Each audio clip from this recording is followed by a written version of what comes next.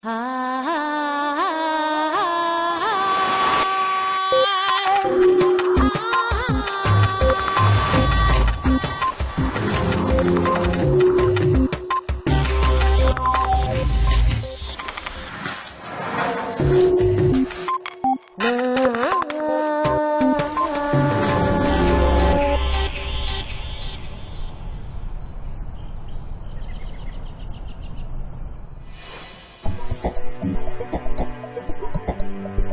la misma forma que las normas de un juego establecen las relaciones entre participantes, los comportamientos humanos sirven de pautas para forjar los vínculos entre los miembros de un grupo.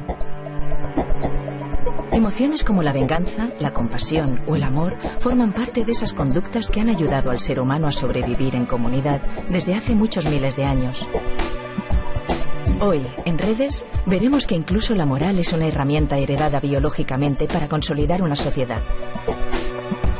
Punset visita a Mark Hauser, psicobiólogo de la Universidad de Harvard. Desde una perspectiva multidisciplinar que abarca la neurobiología, la psicología, la antropología y la lingüística, Hauser defiende la existencia de unos principios morales universales que rigen nuestras decisiones y juicios a la hora de distinguir el bien y el mal.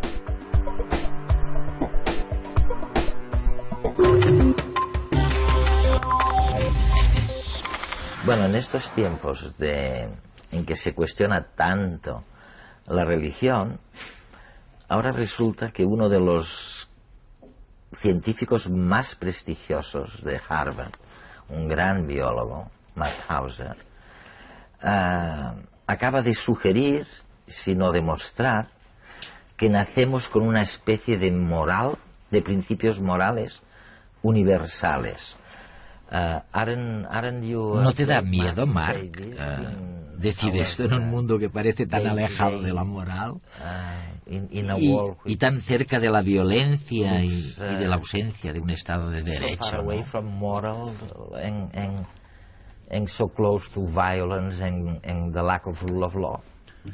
No, creo que no me da miedo, porque en cierto modo lo que estoy diciendo no es que la gente no tenga que creer en la religión, sino más bien que las principales fuentes de nuestros juicios morales no proceden de la religión, de modo que ésta también tiene cabida. Como dice una famosa pregunta de algunos coches, la religión no es un prerequisito de la moral. Esto no quiere decir que la persona no pueda tener fe en aquello en lo que desea tener fe, sino que hay que reconocer que a pesar de las diferencias subyacentes a las religiones, hay un conjunto de principios comunes que todos los seres humanos parecen compartir en lo que respecta a sus juicios morales.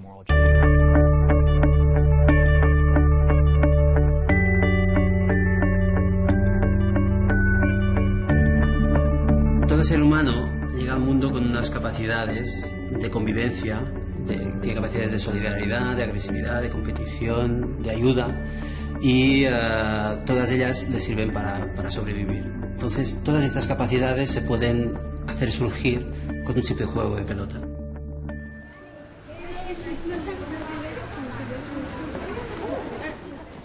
Bueno, vamos a jugar a un juego de comunicación. Hay dos formas de comunicarnos con esta pelota. Una forma es positiva, amistosa, y es dando un bote. Otra forma que es negativa, que es agresiva, que es tirando la pelota directamente. En el caso que el receptor del balón le caiga al suelo, no pueda coger la pelota, entonces está muerto. En esa situación se tiene que sentar en el suelo y esperar a que le llegue el balón de algún compañero que se la vuelva a pasar o que él pueda recogerla por un rebote perdido. Gana el niño que consiga estar de pie cuando todos los demás están sentados en el suelo. Para dificultar un poco más la actividad, vamos a poner a 3 personas con discapacidades, uno sin poder usar una mano, el otro con los pies atados y un tercero con los ojos cerrados. Empieza él. Venga, cuando queráis.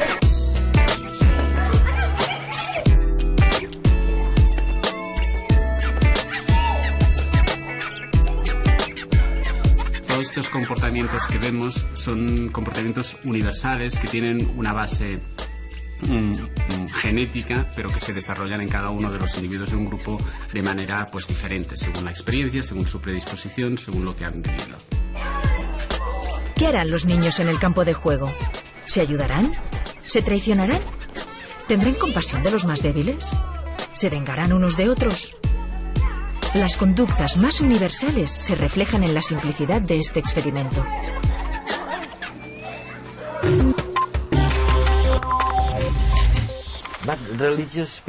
Pero la gente religiosa tiene que estar bastante contenta con lo que tú estás diciendo. En el sentido de que pueden decir, ¿lo veis? Os lo dije, hay algo real ahí fuera. Hay algo que me fascina realmente de tu teoría. Tú dices que primero tenemos el nivel del inconsciente, esa gramática moral universal que se desarrolla de manera inconsciente. Es algo que tiene que ver con la genética. Es así, ¿no? La idea de que hay algún tipo de proceso inconsciente seguramente debe de haber algún tipo de mecanismo que se supone que está biológicamente predeterminado en cierto nivel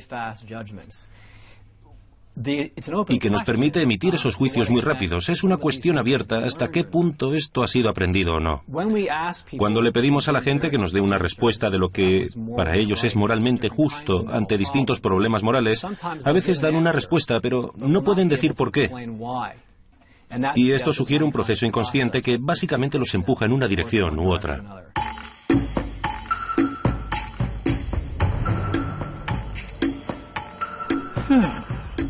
¿Por qué nos es a veces tan difícil explicar la razón de nuestros actos?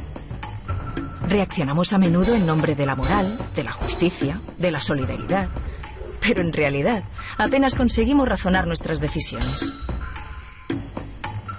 Por los circuitos que configuran nuestra mente, transitan mensajes de agresividad, compasión, venganza, simpatía. Emociones como estas orientan la conducta humana, a menudo fuera de nuestra experiencia consciente. Junto a las emociones, estaríamos provistos de un instinto, también inconsciente, que nos ayudaría a diferenciar una acción justa o moral de otra injusta o inmoral.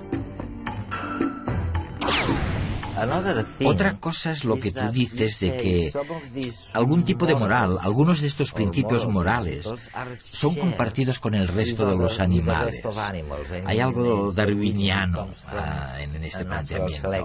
Procede de la selección natural de hace millones de años. Otros, en cambio, son específicos de nuestra especie. ¿Cómo explicas eso? Creo que en algunos experimentos y observaciones que se han hecho con animales salvajes o en cautividad, ocurre lo mismo que con los humanos. Los animales a veces deciden cooperar. Por ejemplo, un animal puede cooperar con otro para cazar, para capturar una presa. Tenemos muestras de cooperación, de altruismo, de reparto de la comida. Tenemos animales donde después de una lucha entre uno subordinado y otro dominante, se abrazan para reconciliarse y tranquilizar a todo el mundo, para que los niveles de estrés no suban. Es lo mismo que vemos en las sociedades humanas. En cambio, hay cosas que parecen ser únicamente humanas. Por ejemplo, la capacidad de correspondencia. Yo te doy algo a ti hoy y dentro de un tiempo tú me lo darás a mí. Es algo bastante común en las sociedades humanas, pero es una capacidad que no vemos demasiado en los animales. Sugiere que a los animales les cuesta ser pacientes. Por ejemplo, si yo te doy algo, tengo que esperar a que tú me lo devuelvas. A los animales, en cambio, parece que les cuesta controlar su impulsividad. ¿Por qué dicen a algunos que los animales no pueden sentirse culpables? Quiero decir, el sentimiento de culpabilidad. ¿Es cierto que ellos no pueden sentirse culpables del daño que han hecho? Bueno, yo creo que lo difícil es que cualquiera que tenga un perro o un gato, sobre todo los perros, cree que su perro se siente culpable porque nos evita alejándose cuando ha cogido comida o se ha sentado en el confortable sillón de su dueño. Probablemente lo difícil es ver cómo documentamos la experiencia subjetiva de otras especies. Ya es bastante complicado con nosotros mismos. A cualquiera que haya visitado otra cultura totalmente diferente, donde resulta difícil saber qué está pasando, Si no se ve una expresión facial clara que se pueda interpretar, a veces es difícil saber lo que el otro siente. Así pues, si es difícil verlo en nuestra propia especie, más difícil es verlo en otras. Pero ahora cada vez más las neurociencias nos dan pistas en relación con este problema, algo que los estudios conductuales no nos han dado. Hay, por ejemplo, estudios muy interesantes con humanos que han hecho ecografías del cerebro. Se puede observar que cuando una persona experimenta dolor, surge un cierto modelo de activación cerebral. Pero cuando alguien ve a otra persona que experimenta dolor, surge exactamente el mismo modelo de activación. De modo que existe una correspondencia entre las áreas del cerebro en el contexto de la empatía. Dado que es algo que se ha documentado en humanos, se podría hacer el mismo tipo de experimento con otros animales, para ver si hay el mismo modelo de activación cuando un animal experimenta dolor o cuando un animal ve a otro que experimenta dolor.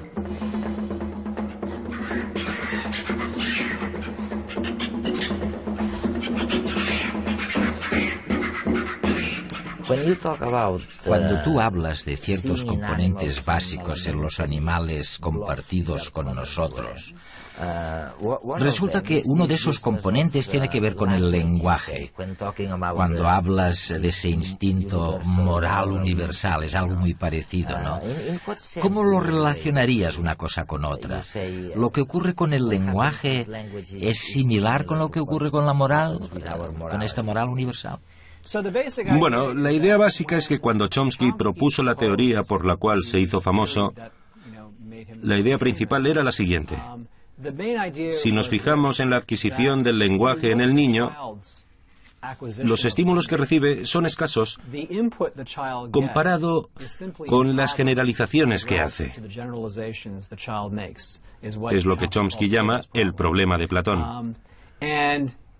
Como resultado, tenemos que inferir que el niño ha nacido con cierto tipo de capacidades innatas, en palabras del propio Chomsky, que le permiten hacer crecer el lenguaje, no aprenderlo, sino hacer crecer como, por ejemplo, nos crecen los brazos.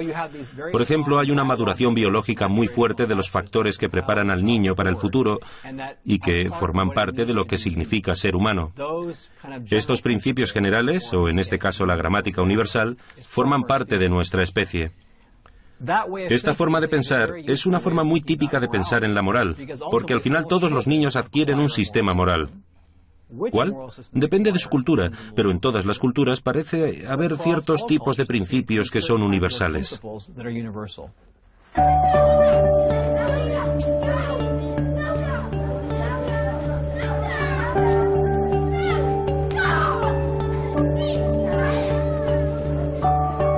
Normalmente la primera actitud que aparece es el narcisismo. El chaval que tiene la pelota no quiere mostrar una actitud negativa de matar a los contrarios y duda entre tirarla y normalmente termina pasándola a sus compañeros.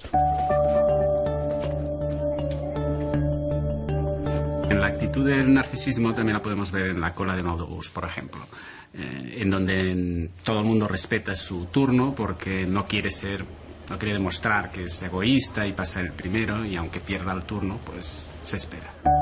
Otra actitud que normalmente se da es la actitud de empática, que se refleja en el hecho de que un niño que estaba muerto y ha recibido la ayuda de otro, a su vez, cuando él está jugando y ve a otro que está en su misma condición, pues intenta ayudarle para que pueda jugar. Eso se ve perfectamente cuando paseamos por nuestra ciudad y vemos a un turista que está mirando un mapa perdido sin saber dónde está. Habitualmente, si tenemos algo de tiempo, nos paramos y le explicamos al turista por dónde tiene que ir.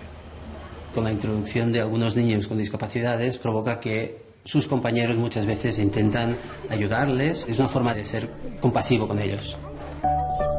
El sentimiento de compasión, por ejemplo, puede en los humanos ser aplicado a gente que no conocemos de nada, como por ejemplo cuando ayudamos económicamente a las víctimas de un tsunami, de un terremoto, etcétera, etcétera. Según algunos investigadores, lo que nos hace particularmente humanos, el cuidado del grupo, el intercambio de favores, se ha seleccionado en la evolución porque es efectivo. O sea, las especies que se han comportado de esa manera son las que han sobrevivido más y las que han tenido más éxito desde el punto de vista adaptativo. todos estos comportamientos que hemos descrito hasta ahora también tienen su parte negativa. En el caso, por ejemplo, de la venganza o del egoísmo en estado puro, pues también lo vemos en situaciones cotidianas, cuando los recursos cuentan mucho, cuando el tiempo, cuando la oportunidad es importante. Por ejemplo, en la cola de un supermercado, en la cola para un espectáculo del que hay pocas entradas, pues ahí actuamos con cierto egoísmo, estableciendo un tipo de conducta que va en beneficio propio y en detrimento de los demás.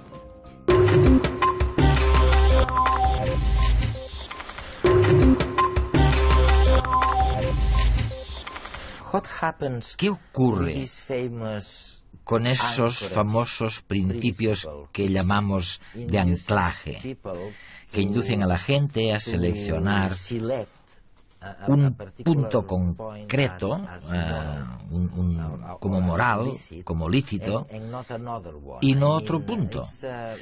Quiero decir, no hay nada muy fundamental en esta elección.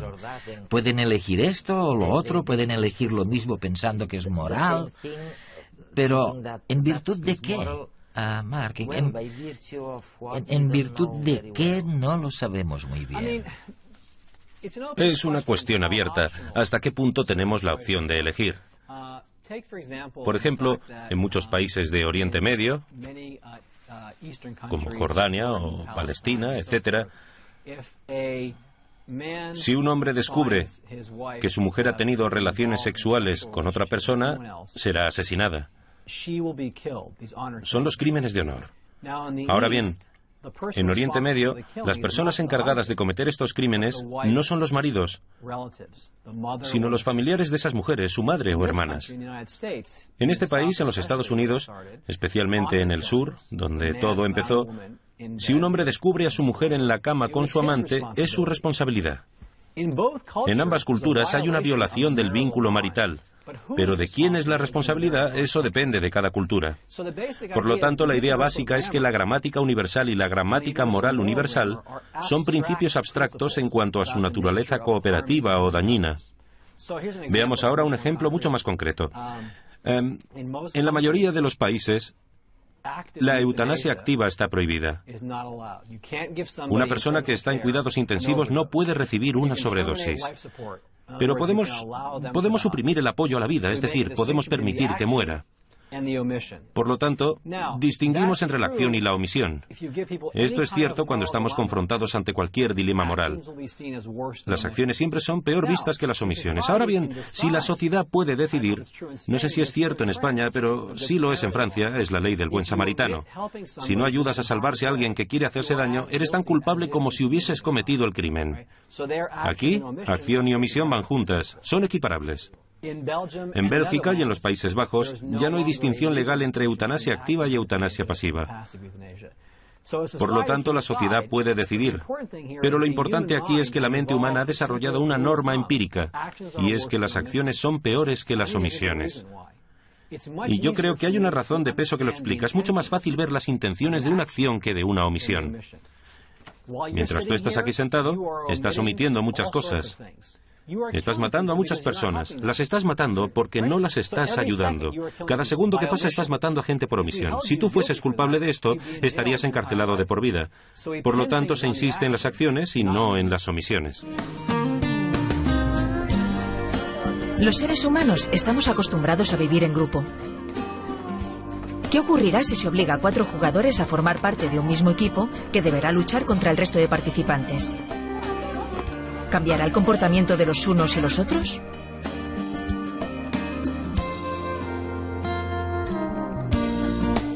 Bueno, ¿cuándo creéis que habéis matado más? ¿En la primera vez que hemos jugado, que no había equipo? ¿O ahora que había ido? Ahora. Ahora sí. Por ejemplo, yo te he visto a ti, que eres el primero que ha empezado siempre. Yo te he dado el balón la primera vez. ¿Y qué has hecho la primera vez? Cuando hemos empezado. No, le he pasado yo. ¿La has pasado?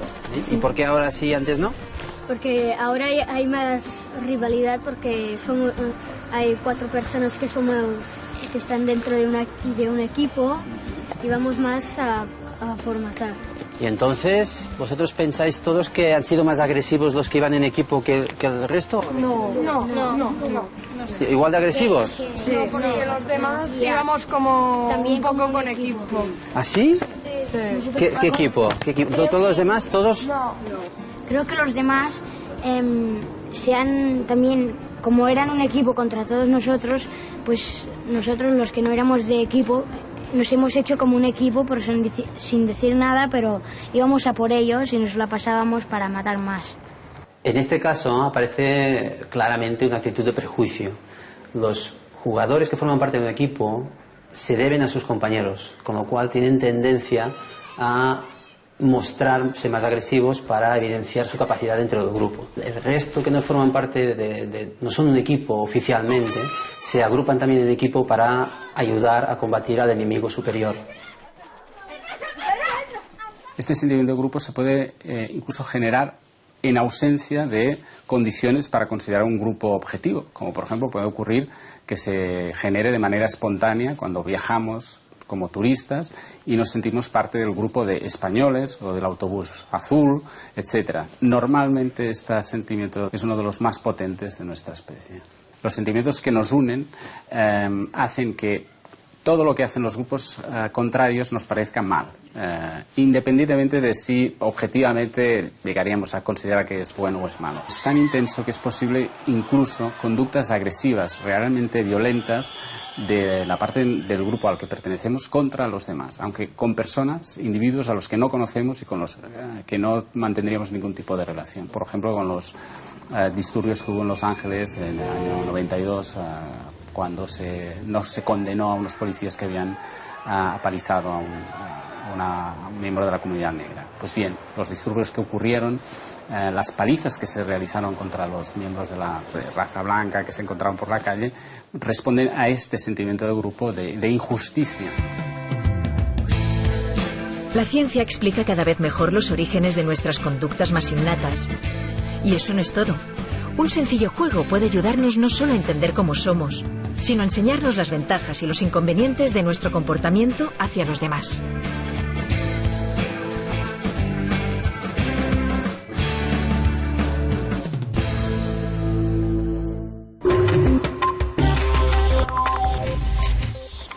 Es fantástico, ¿no? Es fantástico pensar en el poder de estas normas sociales, ¿no?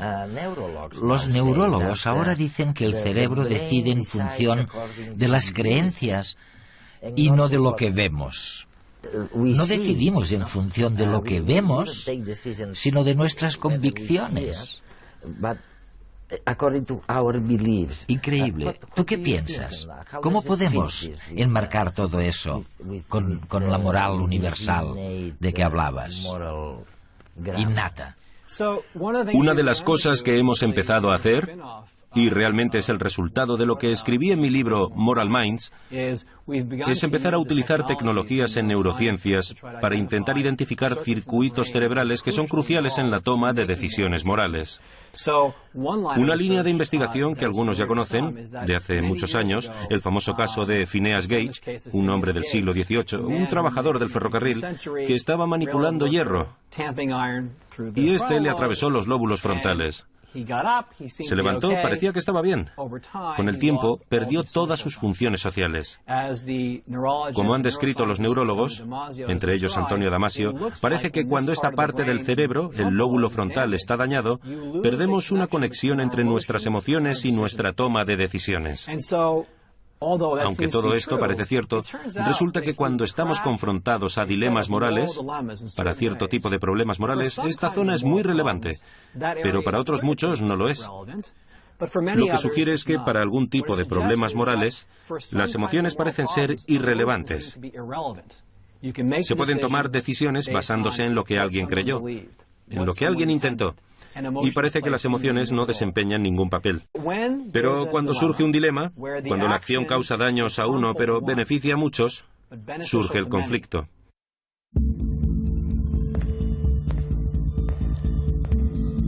Cinco pacientes esperan con urgencia un trasplante, cada uno de un órgano distinto.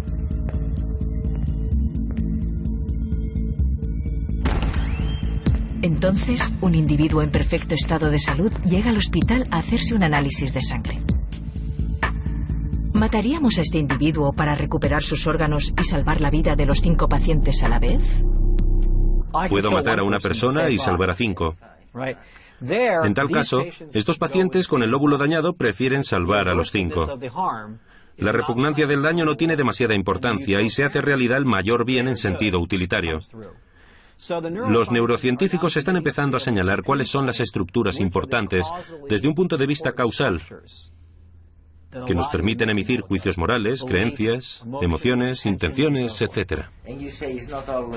Y tú dices, no siempre son las emociones. Sí, yo creo... Bueno, pero esto es una visión un poco radical. Creo que no todo el mundo está de acuerdo conmigo. Yo creo que gran parte de nuestros juicios morales se hacen antes de las emociones. En cierto modo, las emociones siguen a los juicios morales, en lugar de precederlos. Y esta es una visión nueva. Es la visión radical, sí. Pero veamos la psicopatía. Por ejemplo, los psicópatas. Son gente que hace cosas malas, que matan a otros. La interpretación clásica es que tienen un déficit emocional. Debido a este déficit emocional, ellos no saben lo que está bien o mal. Pero hay una interpretación alternativa. Ellos saben lo que está bien o mal, pero como carecen de las emociones necesarias, no pueden evitar hacer lo que está mal.